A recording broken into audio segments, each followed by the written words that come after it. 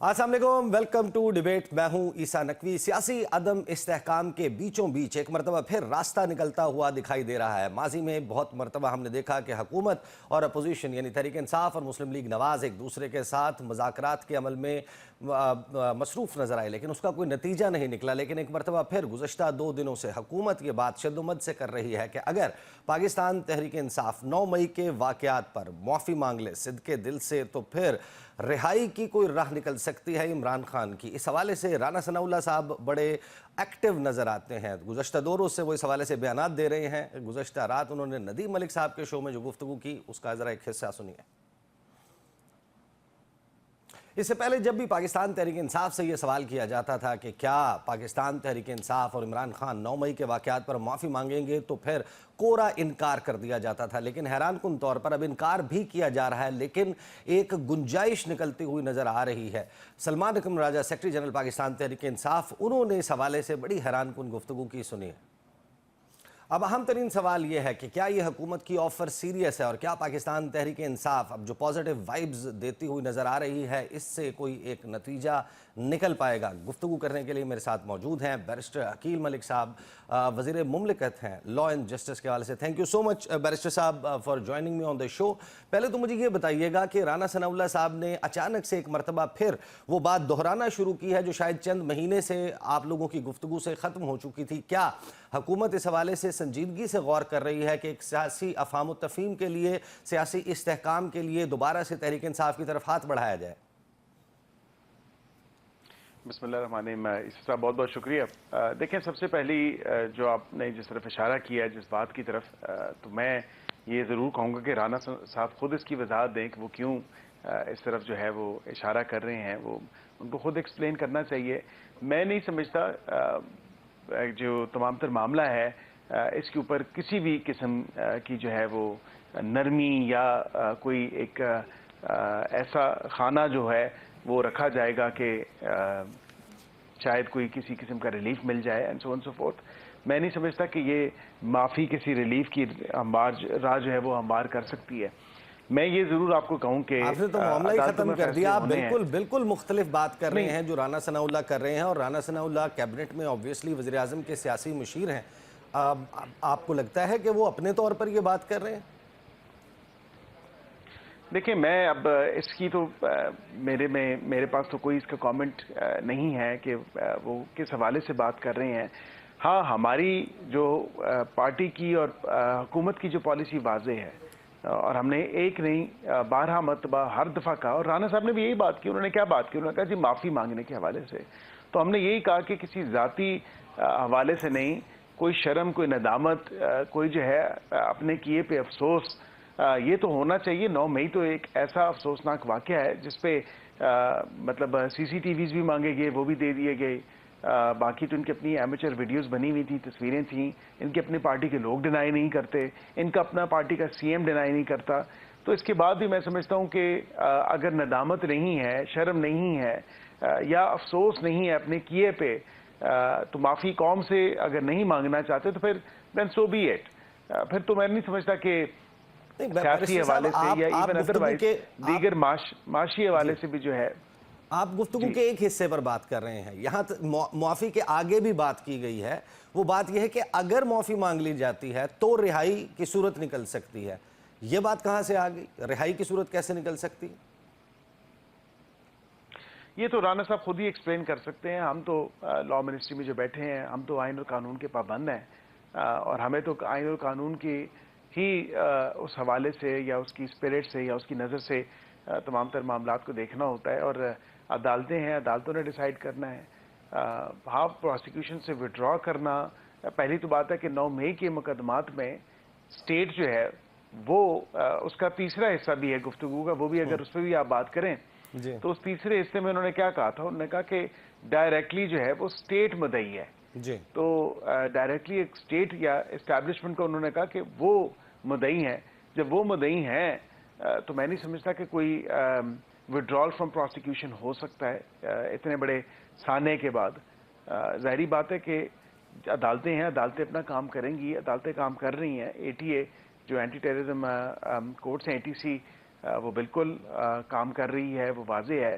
थोड़ा सा I think कि मे बी पॉलिटिकल स्टेटमेंट हो इस हवाले से। मैं समझता हूँ कि पॉलिटिकल स्टेटमेंट शायद ज़्यादा हो सकती है, लेकिन रियलिटी से जो है उसमें काफ़ी दूरी है फिल्म। नहीं, लेकिन जब आप इस किस्म के बयानात हुकूमत में बैठे हुए सीनियर पोजीशन पर बैठे हुए लोग जब इस किस्म के बयानात देते हैं, उससे तासुर यही मिलता है कि पाकिस्तान तहरीक इंसाफ फिर ठीक कह रही है कि तमाम मुकदमात जो हैं उनका ताल्लुक दरअसल उन FIR से या उन इल्ज़ामात से नहीं है, बल्कि असल मामला कुछ और है। वो ये कहते हैं कि चाहे तोशाखाना का मामला हो, चाहे साइफर हो, इद्दत में निकाह हो, घड़ी वाला केस हो, अलकादिर ट्रस्ट हो, इसकी बुनियाद कोई नहीं है, ये सियासी बुनियादों पर केसेस हैं। जब हुकूमत का कोई वजीर ये कहता है कि अगर आप 9 मई की माफ़ी मांग लेंगे तो रिहाई हो जाएगी, इसका मतलब यही है कि हुकूमत के लिए भी वो बयानिया या वो केसेस जिसकी बुनियाद पे आप 8 फरवरी का इलेक्शन लड़े, जो आपका मतबा नज़र है तहरीक इंसाफ के खिलाफ, उसकी कोई स्टैंडिंग नहीं है, मामला 9 मई का है, वो माफ़ी मांग लें तो बाहर आ जाएं। नहीं, देखिए ये तो बहुत छोटी सी स्टेटमेंट है जो राना साहब ने शायद एक सियासी हवाले से बात की है, या सियासी नुक्ता नज़र से उन्होंने ऐसे बात जो कही टीवी पे जो बात हुई।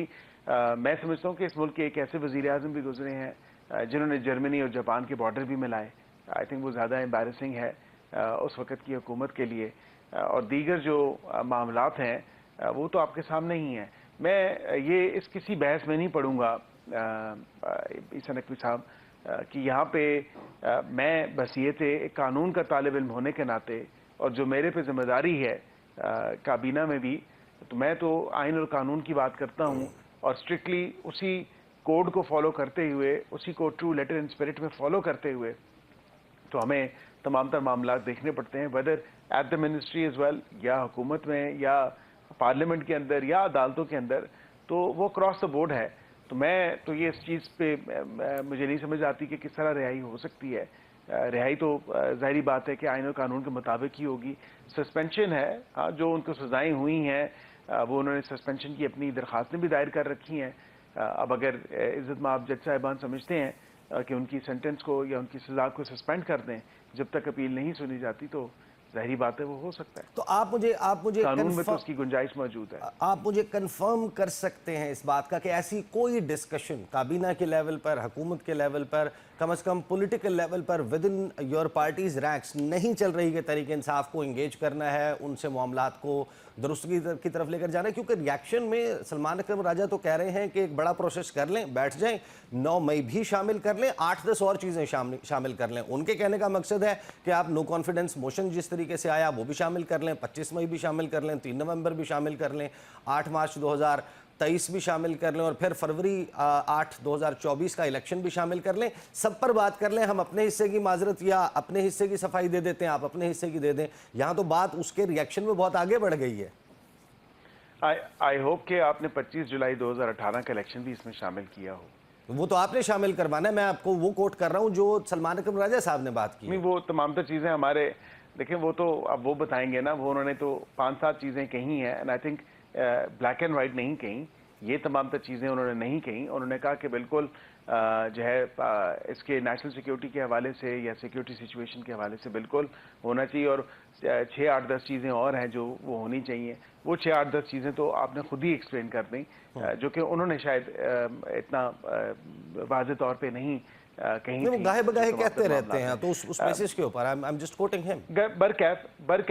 बरकैफ मैं ईसा नकवी साहब ये ज़रूर कहूँगा कि हमने इंगेजमेंट की हमेशा से बात की, मुज़ाकरात की दावत अगर आपको याद हो, मैं अगर मेमोरी जॉग करूँ तो बिल्कुल डे 1 से PM साहब ने अपनी मेडन स्पीच से लेके all the way up till जब तक मुज़ाकरात नहीं हुए थे, मुज़ाकरात की हम लोग बात करते थे।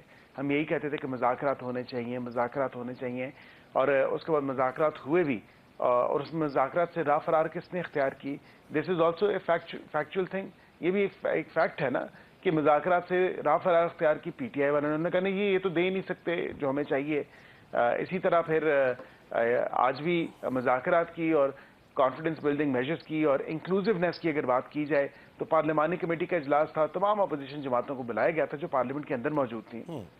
उसमें PTI सरे फहरिस्त थी, उन्होंने लिस्ट भी तैयार की, डिस्कशंस कुछ तो मेरे सामने भी हुई, उनकी जो पार्लिमानी कमेटी पार्लिमानी लीडरशिप थी उन तमाम ने जो है वो फिर नामों के ऊपर लड़ाई, फिर फाइनली 11th आवर पे कह देना कि नहीं जी हम तो इस कमेटी में आएंगे ही नहीं, और फिर आगे से थपकी और शाबाश मिलना, और वहाँ से अपने लीडर से जो अडयाला में है और वो कहना कि बड़ी अच्छी बात है आप लोग नहीं गए, मैं भी यही करता, तो यहाँ पे तो मुल्क का कोई नहीं सोच रहा। मुल्क का अगर सोच रहे हैं तो बिल्कुल हम लोग तो बैठे हुए हैं, सोच रहे हैं, सर जोड़ के बैठे हैं। हम चाहते हैं कि वो भी जो स्टेक होल्डर्स बने हैं वो भी बैठें, जो अपने आप को स्टेक होल्डर्स कहते हैं, because obviously PTI is stakeholder in the parliament, parliamentary business के हवाले से, तो बिल्कुल वो लेकिन करें। अभी वो आप आएं। गुफ्तगू करते हुए अचानक से आप ये बात कह गए, ज़रा इसको एक्सप्लेन करें। आपने कहा कि कुछ चीज़ें तो मेरे सामने भी हुई। तहरीक इंसाफ का जो कौमी सलामती कमेटी के इजलास में शिरकत करने ना करने का मामला था, उन्होंने 14 नाम भिजवाए थे, फिर 3 नाम भिजवाए थे। किसके साथ लेजॉन हो रहा था, आप उस प्रोसेस में मैं आपको एक्सप्लेन कर देता हूँ। उसमें देखिए, स्पीकर ऑफिस में जो डिस्कशंस हुई थी, वहाँ पे बैठ के ही लिस्ट हुई थी। जाहिर बात है कि इनकी पार्लिमानी कमेटी, तो मेरी आंखों के सामने तो वो हुआ जो मैंने आपको बता दिया कि नाम फाइनलाइज होने थे उस कमेटी के हवाले से, मीटिंग के हवाले से जो होनी थी। तो वो उन्होंने नाम भिजवाए, लेकिन फिर आखिर में उन्होंने शिरकत नहीं की। अब मामला ये है कि आपकी जमात के बहुत सारे लोग वो ये कह रहे हैं कि तहरीक इंसाफ दहशतगर्दों के साथ जाकर बैठ गई है। तहरीक इंसाफ कहती है कि आप एक ब्रॉडर कंसेंसस क्रिएट करने के लिए फुल सेशन बुलाएं, मजलिस शूरा का इजलास बुलवाएं, जॉइंट सेशन बुलवाएं, उसमें हम शिरकत करेंगे और हमें एक्सेस दें हमारे लीडर तक। अब इस सारे मामले पर आपके अहम तरीन इत्तेहादी पाकिस्तान पीपल्स पार्टी, जिनके वोट आपके लिए बहुत अहम है, उसके चेयरमैन बिलावल भुट्टो जरदारी, उन्होंने एक पेशकश की है। मैं आपको सुनवा देता हूं and I need your reaction on that. जी बैरिस्टर खील साहब, वो कह रहे हैं कि हम तैयार हैं, प्राइम मिनिस्टर को ये हम कह चुके हैं कि हम एक सालसी का किरदार अदा करेंगे, पीटीआई और हुकूमत को साथ बैठा देंगे। थोड़ा सा आपको एक्सप्लेन कर देता हूँ। जी मैं आपको एक्सप्लेन कर देता हूँ सर। इसमें बिल्कुल हमने तो इत्तेहादियों को कहा है कि अगर वो इस पे एंगेज करना चाहते हैं ज़रूर करें, इसमें कोई ऐसी बात नहीं है। हम तो ऑब्वियसली एंगेज हमने किया। वज़ीर आज़म का दौरा क्वेटा हुआ, उसके बाद उन्होंने एपीसी बुलाने का अंदिया दिया। अपोजिशन अपने तय जो है वो एक एपीसी बुलाना चाहती है। हम तो कहते हैं कि इसमें यकजहती होनी चाहिए। एक नेशनल सिक्योरिटी ऐसा फ्रंट है जिसमें एक जॉइंट फ्रंट आपको दिखाना है, एक कलेक्टिवनेस आपने दिखानी है इस तमाम तर चीज़ के ऊपर, और एक जॉइंट रिजॉल्व होना चाहिए, बजाय इसके कि अपनी अपनी डेढ़ जो है ये फुट की मस्जिदें हम खुद बना लें। ऐसा तो नहीं होना चाहिए। तो मुल्क की कौमी सलामती जो है वो मुकद्दम है। इमरान मैं खान इसमें की ज़रूर आपको बता दूं कि पैरोल मैं पर इसमें ये रिहाई के ज़रूर बाद आपको इमरान वादे खान कर की दूं, शिरकत क्योंकि हो सकती है। देखिए, मैं पहले आपके सवाल का जवाब दे दूं। आपका पहला सवाल था कि बिलावल भुट्टो साहब ने कहा है, तो अब वो एपीसी की शक्ल में हो या वो सेकंड मीटिंग हो इसी पार्लिमानी कमेटी की और नेशनल सिक्योरिटी और इन कैमरा ब्रीफिंग जिसमें आके ये ज्वाइन करें पीटीआई वाले, तो ये तमाम तर ऑप्शंस तो मौजूद हैं, और हम वो बेस्ट पॉसिबल ऑप्शन जो होगा वो एक्सरसाइज करेंगे और वो लेंगे।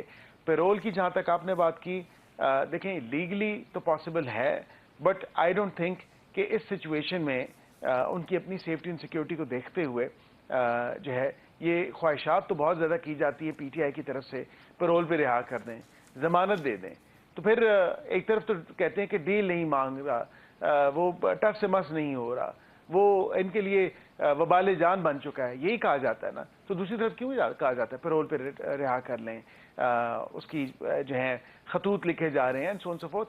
यहाँ पे हमें जिस चीज़ की ज़रूरत है वो एक नेशनल कंसेंसस की ज़रूरत है, national resolve on national security. और उनकी पार्टी जो है, अगर पार्लिमानी कमेटी ही की मीटिंग होती है नेशनल सिक्योरिटी की, तो उनकी पार्टी वेल रिप्रेजेंटेड है। उनकी नुमाइंदगी उनकी पार्टी के चेयरमैन, उनकी पार्टी के लोग कर रहे हैं।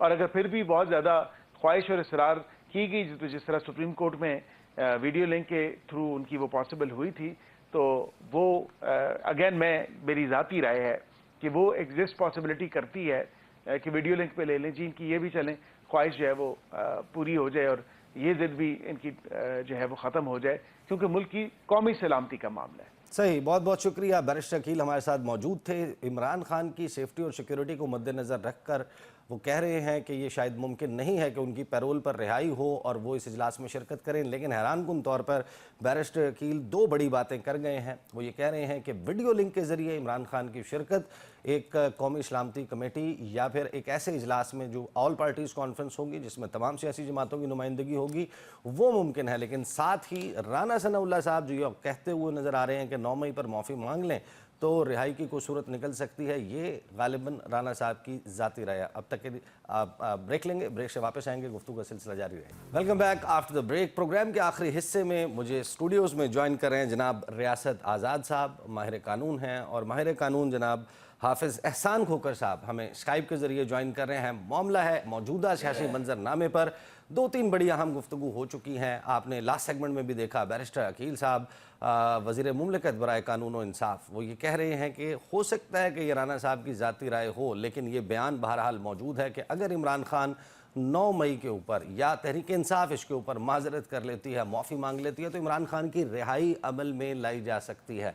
क्या ऐसा करना मुमकिन है? साथ ही इमरान खान के साथ मुलाकातों का जो एक फ़ैसला आया इस्लामाबाद हाई कोर्ट से, अब उसको मुख्तलिफ जो है तरीके से ट्रांसलेट किया जा रहा है। बहुत सारे लोग ये समझते हैं कि आज़ादी इज़हार राय पर पाबंदी लगा दी गई है। आर्टिकल 19 पाकिस्तान के आइन में मौजूद है कि जो लोग मुलाकात करेंगे इमरान खान से वो बाहर आकर टॉक नहीं कर सकते। इन तमाम मामलात पर बात करेंगे। रियासत आज़ाद साहब, पहले तो ये बताइएगा कि ये फ़ैसला आना इस्लामाबाद हाई कोर्ट से कि मुलाकातों की इजाज़त हो जाती है, और उस दौरान जेल हुकाम ने कहा कि पहले इमरान खान का स्टेटस एक अंडर ट्रायल प्रिजनर का था, अब वो कन्विक्टेड प्रिजनर हैं, तो वो तरीक़ाकार नहीं हो सकता। तो जेल मैनुअल और ये तमाम मामलात इनको जहन में रखते हुए ये अदालत का करार देना कि मुलाकातें हो सकती हैं, लेकिन जो रफ़ीक हैं, जो उनके हमदम हैं, जो जाकर मुलाकातें करेंगे, बाहर आकर बात नहीं कर सकते। इस फैसले के दो हिस्से हैं। एक तो है कि जो कन्विक्टेड जेल के अंदर है उस पे जेल मैनुअल जो है वो अप्लाई करेगा, उसको स्ट्रिक्टो सेंसो फॉलो किया जाएगा। लेकिन फैसले का जो दूसरा हिस्सा है कि जी बाहर जो मुलाकाती आएगा उसका राइट ये नहीं है कि वो बाहर आके प्रेस टॉक कर सके। तो मैं समझता हूँ कि ये जो आर्टिकल 19 है ये उससे रिपग्नेंट है। वहाँ कौन सा सेंसिटिव एरिया है, या जो हम कहते हैं कि right of information, right of speech जो है ये आपका कॉन्स्टिट्यूशनल फंडामेंटल राइट है। इसके ऊपर सिर्फ एक ही है कि कोई भी आपका कॉन्स्टिट्यूशनल फंडामेंटल राइट है subject to restriction imposed by the law. वो जो रिस्ट्रिक्शन है वो अडयाला जेल के बाहर क्या सिचुएशन है कि आप, और अदालत कैसे वहाँ पे रिस्ट्रिक्शन लगा सकती है, ये मैं समझता हूँ कि ये ज़रा ओवर डूइंग होगी ये कोर्ट की तरफ से। ऐसा हो नहीं सकता। उनके बयानात से लॉ एंड ऑर्डर सिचुएशन पैदा हो सकती नहीं तो क्या वो अडयाला से 1 किलोमीटर आगे जाके खड़े होकर बयान देंगे तो वो सिचुएशन बदल जाएगी? क्या कैसे हो जाएगी?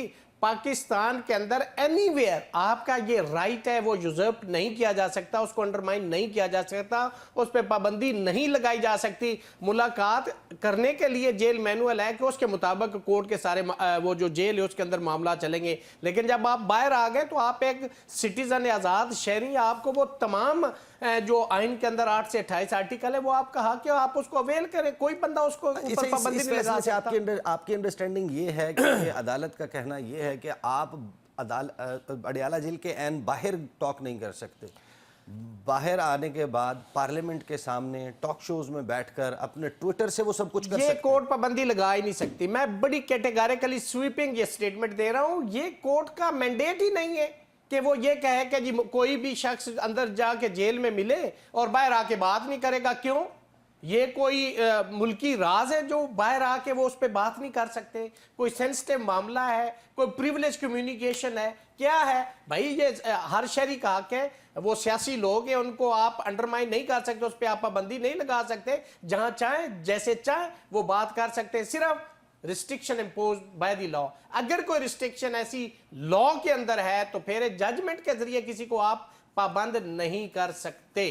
पहले वो अवेल करते रहे। क्या पहले वाली अदालतें फिर गलत फैसले दे रही थी? उन्होंने क्यों नहीं पाबंदी लगाई? आज एक नई आ गई अदालत और उसने ये कहा कि मुलाकात कर ले लेकिन आप बाहर प्रेस टॉक नहीं कर सकते। क्यों नहीं कर सकते? ये उनका इंडिविजुअल जितने भी लोग हैं, हर शहरी का एक आईनी कानूनी हक है जो उससे किसी सूरत में नहीं लिया जा सकता। हाफिज एहसान खोकर साहब, आपकी क्या अंडरस्टैंडिंग है? क्या कोई भी अदालत और किसी भी अदालत का कोई भी फैसला आइन में दर्ज बुनियादी इंसानी हक कोई भी है उसको मुअत्तल कर सकता है, मौकूफ कर सकता है, उसको कुछ वक्त के लिए इल्तवा में डाल सकता है?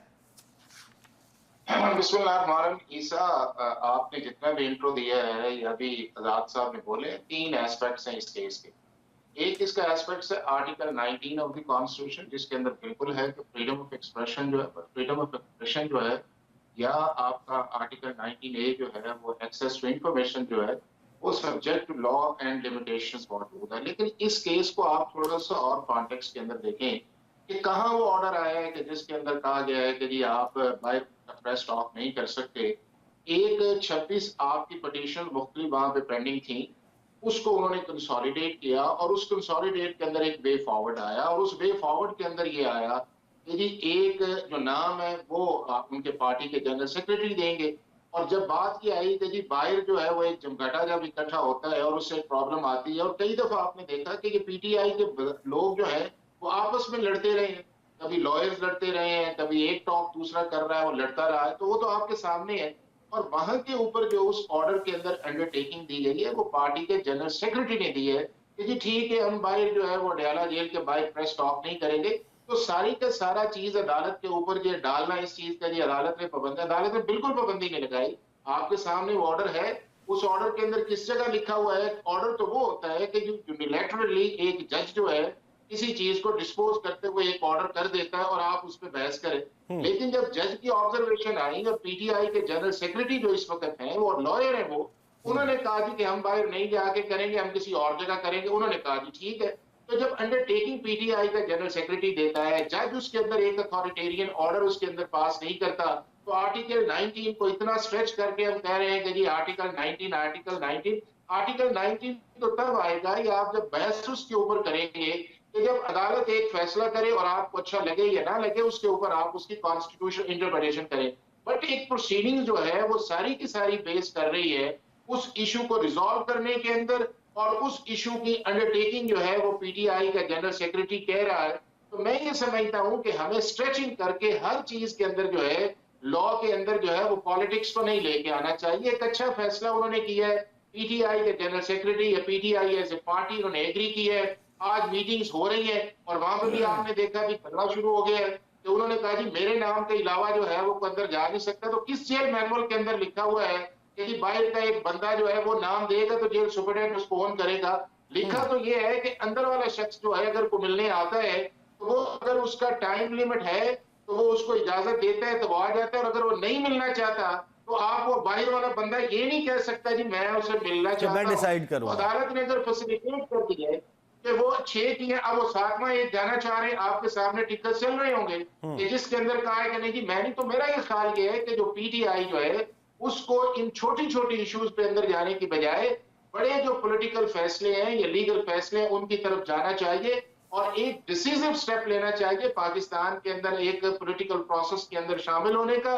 और वो तरीका जेल से मुलाकात से निकलता नहीं है, वो ये है कि मुलाकात के अंदर रह के फिर आप उसका वे फॉरवर्ड तलाश करें, वो ज्यादा बेहतर है। बजाय ये है कि आप अदालत, हाई कोर्ट और उसके बाद जेल सुपरिटेंडेंट को टारगेट करके जो है जो असल आपके रियल इश्यूज हैं उनको डेविएट या डाइवर्ट करें छोटे छोटे इश्यूज के ऊपर। एक बहुत बड़ी पार्टी है, एक बहुत बड़ा लीडर है, एक बहुत बड़ी फॉलोइंग है।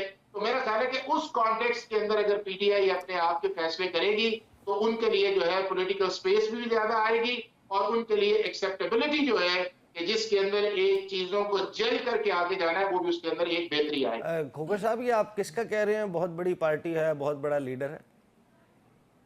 नहीं, आपके सामने मौलाना फजलुर रहमान बहुत बड़े लीडर हैं, बहुत बड़ी पार्टी है। आप उनकी बात करें। पार्टी जो है वो बहुत बड़ी पार्टी है। मियां नवाज शरीफ साहब बहुत बड़ी पार्टी है, पीटीआई बहुत बड़ी पार्टी है, उसके अलावा जमात इस्लामी जो है वो पार्टी है। आप क्या समझते हैं कि पाकिस्तान के अंदर जो दूसरी पॉलिटिकल पार्टीज जो है उनकी फॉलोइंग नहीं, सबकी फॉलोइंग है। मैं नहीं समझता, मैं I just wanted to confirm कि आप I just wanted to confirm कि आप किसकी बात कर रहे हैं। आई एम नो पोजीशन कि मैं मैंने कहा है ना, देखिए इसमें कोई डिनाई वाली बात है कि पीटीआई जो है वो एक बड़ी पार्टी नहीं है या उनके लीडर एक बड़े लीडर नहीं है, ये कोई डिनाई वाली बात है। और मेरा ख्याल है कि ये ऐसा इशू भी नहीं है। एक बड़ी पार्टी है, बड़ा लीडर है, उसको अच्छा ये तो मामला जेल का हो गया, ये तो मामला खोखर साहब ये तो मामला जेल का हो गया। अब राना सनाउल्लाह साहब की आपने बात सुनी होगी, वो 2 दिन हो गए हैं, अब 2 दिन से वो ये बात मुसलसल कर रहे हैं कि इमरान खान तहरीक इंसाफ 9 मई वाले मामले पर माफ़ी मांग ले, रिहाई की सूरत निकल सकती है। ये कैसे मुमकिन है? यानी एक शख्स राइटली और रॉन्गली उसको सज़ा सुना दी गई 190 मिलियन पाउंड केस में जो अलकादिर ट्रस्ट केस है, दीगर केसेस में एक के बाद एक मुतअद्दिद दर्जनों सैकड़ों FIRs मौजूद हैं। लेकिन मामला बिल्कुल एक और मामले पे उस पर माफ़ी मांग लें तो रिहाई हो सकती है। ये कौन सा निज़ाम इंसाफ है जो ये बात इसकी इजाज़त देता है? देखिए ईसा, एक तो ये है कि 190 मिलियन पाउंड्स या उसके अलावा जो आपका साइफर का मैटर है या उसके अलावा एसेट्स के जो इश्यूज है, वो सारे के सारे जो है वो 9 मई के स्पेसिफिक इंसिडेंट से उनका कोई ताल्लुक नहीं है। 9 मई का जो प्रोसेस है वो भी चल रहा है और उसका अंडर ट्रायल है, उसके अंदर सजा जो है ये जजा या इक्विटल उसके अंदर नहीं आए।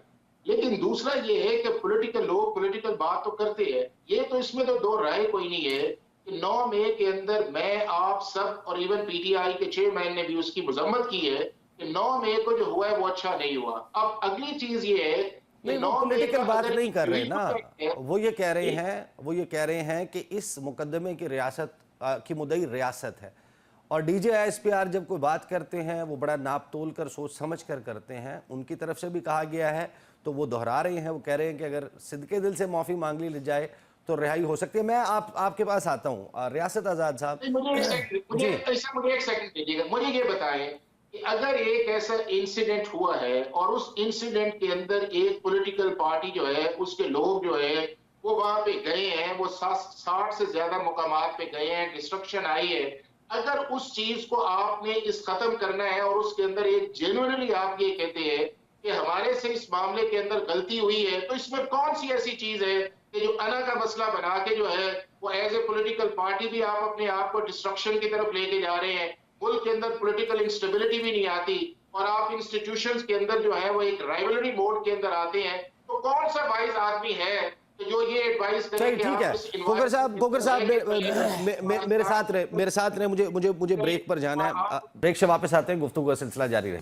Welcome back after the break. Riyasat Azad साहब, आपने बात सुनी हाफिज एहसान खोखर साहब की भी, ये कैसे मुमकिन है? जाहिर है कि अब खोखर साहब भी कह रहे हैं अब माजरत कर ले, माफ़ी। अब यही तो बुनियादी सवाल है कि ट्रेसपासिंग हुई, जलाओ घेराव हुआ, आपने सरकारी अमलाक को जलते हुए देखा, वो जिसने भी जला, ये कैसे हो सकता है कि ये काबिले माफ़ी है कि कोई शख्स माफ़ी मांग ले तो केसेस ख़त्म? देखें, ये तो केस उस दिन से वीक हो गया जब बहुत सारे मुलजमान के केसेस मियाँ वाली में जो थे वो ATA की कोर्ट में चले और बाकी कई लोगों के जो है वो उसमें मिलिट्री कोर्ट में चले।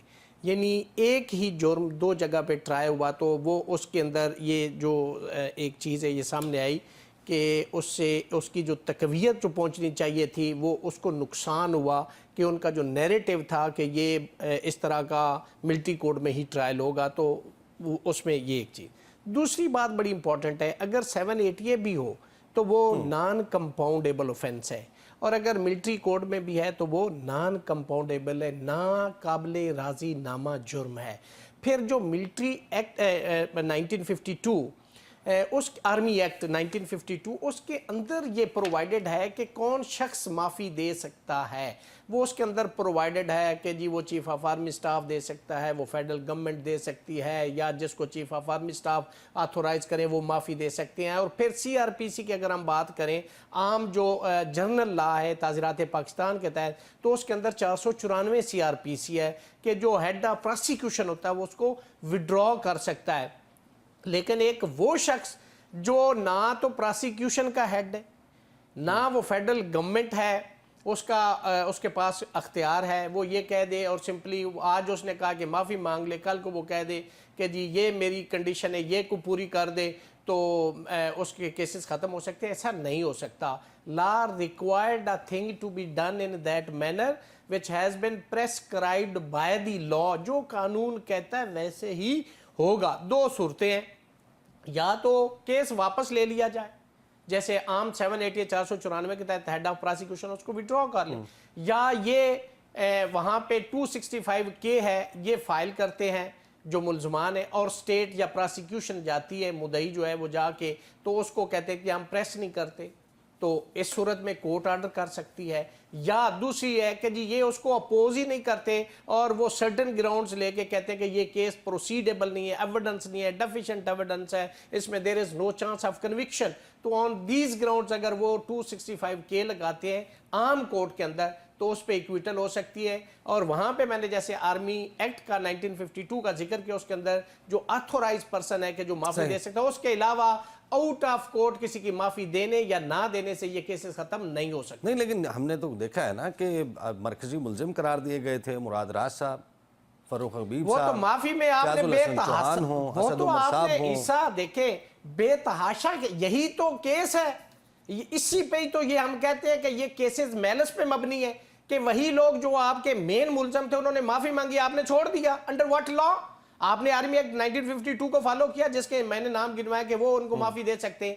तो ये तो एक दोहरा म्यार है, डबल स्टैंडर्ड आ गया ना पाकिस्तान के अंदर कि इंसाफ का, जिसको आप चाहेंगे वो बरी हो जाएगा, उसको माफी मिल जाएगी, जिसको आप नहीं चाहेंगे वो नहीं। कानून तो ये आर्टिकल 25 क्या है जो आइन के अंदर दिया गया है, equal treatment of law should be given to every citizen of Pakistan, nobody is above the law. तो दिस इज अ डिस्क्रिमिनेशन कि आपने उन लोगों को, मुराद राज की आपने मिसाल दी, he was the main accuse of that incident, but now where he is now, आपको पता है ना कि वो कहां पे है। तो ये क्या पाकिस्तान के अंदर क्या दो मेयार है इंसाफ के, क्या दोहरा निजाम है अदलिया का या इंसाफ का या लोगों को माफी का या ट्रीट करने का? यही चीज है जो मुआशरे के अंदर बिगाड़ पैदा करती है, यही बिगाड़ है जो मुआशरे के अंदर लोगों के अंदर मायूसी और ये डिस्कंफर्ट जो पैदा होता है। ये रीजंस है क्यों लोग लॉलेसनेस की तरफ जाते हैं, क्यों लोग बंदूक उठाते हैं, क्यों लोग खुद फैसले करते हैं, इसलिए कि वो इस निजाम से फिर मुतनफर हो जाते हैं। तो आप जब इक्वल ट्रीटमेंट ऑफ लॉ सबको देंगे तो फिर ये सिचुएशन ठीक होगी। इसी को हम कहते हैं कि रूल ऑफ लॉ होनी चाहिए। अगर मुल्क के अंदर रूल ऑफ लॉ होगा तो इक्वल तो खोखर ट्रीटमेंट साहब लॉ होगा। खोखर साहब, इसका मतलब हम ये समझें कि जो सियासी मशीर हैं उन्होंने इल एडवाइस किया। ईसा, एक तो ये है कि अगर कोई चीज खत्म होती है तो उसे खत्म होना चाहिए। नंबर 2 जो है कि पाकिस्तान आर्मी एक्ट की जो एग्जांपल दी जा रही है, जिन अशखास का आपने नाम लिया ना उन पे, ना इस वक्त former prime minister Imran Khan है, उनके ऊपर पाकिस्तान आर्मी एक्ट जो है उसका इतलाक नहीं हुआ। और ये चीज जब आर्मी एक्ट का इतलाक ही नहीं है तो फिर आर्मी चीफ जो है उसकी बात नहीं। अब एक चीज ये है कि आपके सामने पूरे मुल्क के अंदर एक इंसिडेंट हुआ है, एक पॉलिटिकल पार्टी है, उसने पाकिस्तान के अंदर पॉलिटिक्स करनी है। एस्टैब्लिशमेंट जो है या आर्मी आपका एक परमानेंट इदारा है, पॉलिटिकल पार्टी सारी जो है वो पाकिस्तान के अंदर उन्होंने हमेशा के लिए सियासत करनी है। तो अगर किसी जगह एक रिस्ट्रेंट करके एक ऐसा मिडवे निकाला जा रहा है कि जिसकी बुनियाद ये हो कि इंस्टीट्यूशंस की रिस्पेक्ट भी अपनी जगह रहे, पॉलिटिक्स भी अपनी जगह और चीजें भी आगे बढ़े, तो मुझे ये बताएं कि आपकी सारी एकेडमिक डिस्कशन जो अभी जारी है उसका जो शख्स अंदर बैठा हुआ है उसे एडवांटेज क्या है? हाँ, ये तो एडवांटेज हो सकता है, उसे जो है एक उसका नैरेटिव है, चल रहा है। लेकिन मैं आपको एक चीज बताऊं कि दुनिया के किसी मुल्क के अंदर ऐसा ये एक्सेप्टेड नहीं है कि आप हर वक्त जो है वो हेड ऑन की पॉलिटिक्स करें। अभी आपने देखा ना कि आजाद साहब ने कहा जी कि वो शख्स जिसका नाम लिया अभी इन्होंने कि वो जी प्रिंसिपल एक्यूज है। तो क्या प्रिंसिपल एक्यूज जो है अगर आर्मी इंस्टॉलेशंस के ऊपर आप जाएं तो पाकिस्तान आर्मी एक्ट नहीं लगता? क्या ये किसी चीज के अंदर दो राय है इस चीज की? 50 साल से आपकी सुप्रीम कोर्ट होल्ड करती रही है कि सिविलियंस का मिलिट्री कोर्ट्स के अंदर ट्राई किया जा सकता है अगर वो आर्मी एक्ट की वायलेशंस करते हैं, और साथ ही आप आर्टिकल 25 की भी आप एग्जांपल देनी शुरू कर देते हैं। तो मेरा ये ख्याल ये है कि ईसा हमें एक सेंसिबल बिहेवियर है। अभी आप देखें ना कि वो हाई कोर्ट के जज के अंदर वो पार्टी का जनरल सेक्रेटरी उसने एक अंडरटेकिंग दी। अब उस अंडरटेकिंग वाले से तो पूछ रहा है कि बता तुमने अंडरटेकिंग क्यों दी है, और सारी चीज जो है चढ़ाई जो है वो आपकी कॉन्स्टिट्यूशन इंप्लीमेंटेशन के ऊपर और हाई कोर्ट की तरफ जा रही है। तो मेरा ये ख्याल ये है कि सेंसिबल बिहेव करके इन चीजों को किसी कल्मिनेशन की तरफ लेके जाना चाहिए। इस तरह चीजें आप कितनी देर अंदर लेके जा सकते हैं या कितना और खोखर साहब ये जो खिदमत है, क्या वो जो लीडर अंदर है वो बाहर इस तरह आ सकता है? बाकी तो बाहर है ना, उन्हें क्या लगे कि वो 6 माह अंदर और रहे या 1 साल अंदर और रहे, ये तो सारे पर्क्स भी ले रहे हैं, प्रिविलेजेस भी ले रहे हैं, टीवी पे भी आ रहे हैं, मीडिया में भी आ रहे हैं। वो शख्स तो वो है जो अंदर है। अच्छा, वक्त मेरे पास अब वक्त कम है खोखर साहब, अब वक्त कम है, एक क्विक कमेंट दे दें। इज दैट पॉसिबल, ये जो पैरोल पे रिहाई, इसकी क्या गुंजाइश है? इमरान खान का मुमकिन तौर पर पैरोल पर बाहर आना और दहशतगर्दी के मामले पर अगर एपीसी होती है उसमें शिरकत, इज दैट पॉसिबल? चीज ये है कि शख्स है तो पाकिस्तान का जेल मैनुअल जो है उसको इजाजत देता है कि वो आले। अब उसकी सर्टेन कंडीशंस है, अगर आपकी फैमिली मैटर्स है, कोई डेथ हुई है, आप उसमें भी आ सकते हैं। अगर आप असेंबली के मेंबर हैं और उसके अंदर जिस तरह पैरोल का एक वहां पे भी कॉन्सेप्ट है, और अगर एक अच्छा पाकिस्तान की जो है वो आप टेररिज्म के ऊपर या टेररिस्ट एक्टिविटीज के ऊपर अगर करना चाहते हैं और अगर वो आके बैठना चाहते हैं, वो तो जब जेल के बाहर थे या प्राइम मिनिस्टर ऑफिस के अंदर थे उस वक्त वो पॉलिटिशियन से नहीं मिलते थे और आपकी असेंबली के अंदर वो आके मीटिंग्स नहीं करते थे, और अभी आप पेरोल पे कर रहे हैं। लेकिन अगर वो पेरोल पे आके समझते हैं कि मुझे बाहर आना चाहिए, पेरोल की एक रिक्वेस्ट दें और गवर्नमेंट को कंसीडर करना चाहिए कि अगर पाकिस्तान की पॉलिटिकल पार्टी का लीडर या फॉर्मर प्राइम मिनिस्टर सही, जो ठीक है है। वो एक पुलिस को स्टेज पे आना चाहता है तो उसे मौका देना चाहिए और उन्हें इस कॉन्फ्रेंस के अंदर बुलाया जाना ठीक है, चाहिए। और मेरा ख्याल है बिलावल की बड़ी अच्छी तजवीज है कि दूसरी जो है इसके ऊपर एक मीटिंग जो है वो होनी चाहिए। अब रियासत आजाद साहब क्विक कमेंट्स। मैं एक तो पहले ये आफत साहब ने जो बात की ना कि सेक्रेटरी की उन्होंने बात की, उन्होंने अंडरटेकिंग दी, क्या उसकी अंडरटेकिंग कानून को बदल सकती है? क्या जज साहब उस आइन और कानून के अंदर अंडरटेकिंग में सारी चीजें चलती हैं, हाथ हौला रहने दें। अगर कि नहीं हाथ हल्का या भारी रखने की बात नहीं, बात ये है कि जो कानून के अंदर चीज लिखी है एक कोर्ट की जुरिस्डिक्शन नहीं है। हाफिज साहब भी कह के नहीं आपकी जुरिस्डिक्शन है, मैं भी कहूँ दोनों उसकी जुरिस्डिक्शन को तस्लीम कर ले। क्या हमारे दोनों के एग्री होने से उस कोर्ट को जुरिस्डिक्शन मिल सकती है? नहीं मिल सकती। No one can go beyond the limitation and jurisdiction of the law. और जहां तक पेरोल की बात की ईसा साहब, ये एग्जीक्यूटिव ऑर्डर होता है, इसमें हो सकती है, इसमें ऐसा हाफिज साहब ने जो बात की बिल्कुल ऐसी बात है, वो उसकी 2 घंटे के लिए 2 हफ्ते के लिए 10 दिनों के लिए खोखर साहब वक्त खत्म हो गया सकती है, वक्त खत्म हो गया है। आप तशरीफ लाएं बिल मुशाफा जब स्टूडियो में, तो फिर इसके ऊपर आमने सामने बिठाकर आपकी और रियासत आजाद साहब की बहस करवाएंगे। मेजर टेक अवे ये है कि हुकूमत ने ये बात कही है कि वो कम से कम, बैरिस्टर शकील साहब को आपने सुना कि वो इस बात पर राजी हैं कि इमरान खान अगर वीडियो लिंक के जरिए उस इजलास में शिरकत करें, that would be interesting to watch. अब तक के लिए इतना ही, इजाज़त दीजिए। अल्लाह।